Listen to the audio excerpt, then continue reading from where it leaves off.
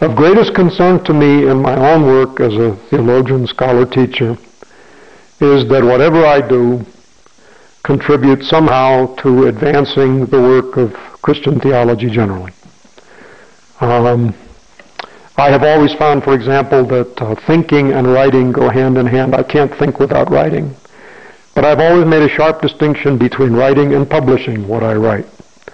To publish what one writes seems to me always to be dictated not by, writing it, but by whether or not what one has written promises to, in one way or another, advance the discussion of the community of inquiry of which one's own work as a theologian, scholar, teacher is a part.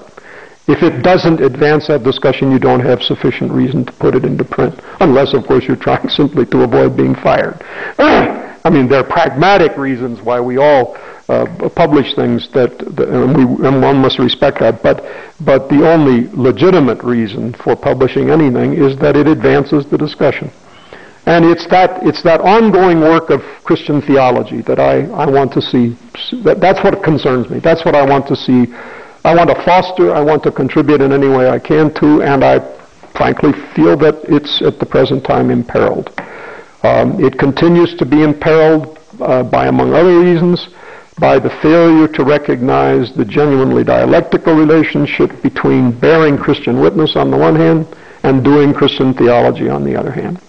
That is to say, to do theology is not to bear witness. To bear witness is not to do theology. And yet, they're intimately related because doing theology is reflecting in a critical way on what it means to bear witness so as to bear that witness validly.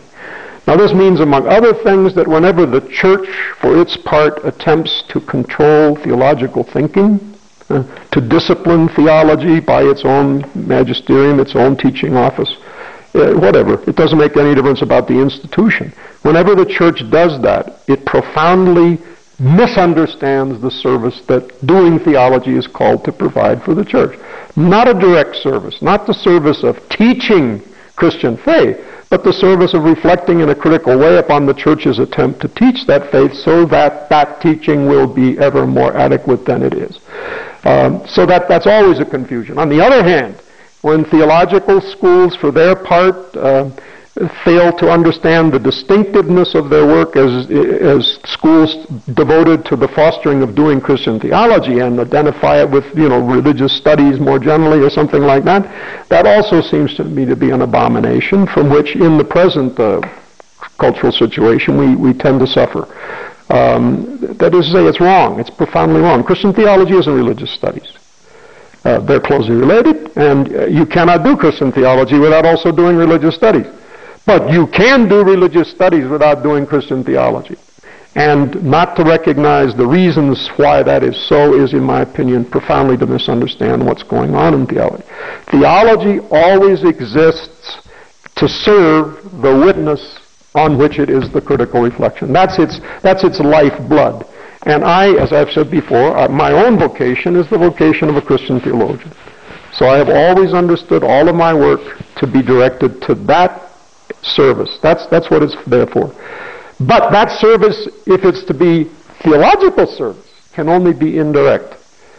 Namely, the indirect service of critical reflection, which is never direct. It's always indirect.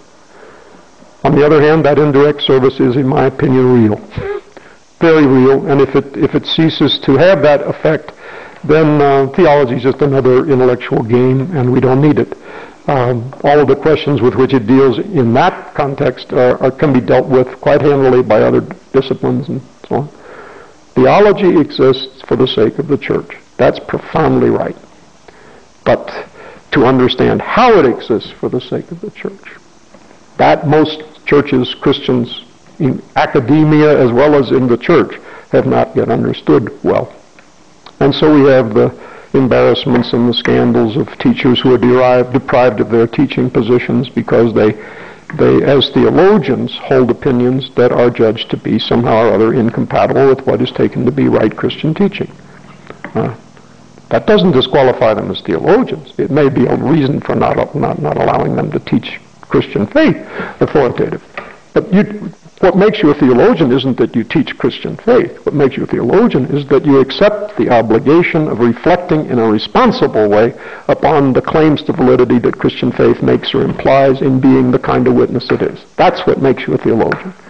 And most of the theologians who have been accused of not being theologians have been damn good theologians. They may or may not have been good teachers of the Christian church. That I will not pronounce on, but they have been good theologians.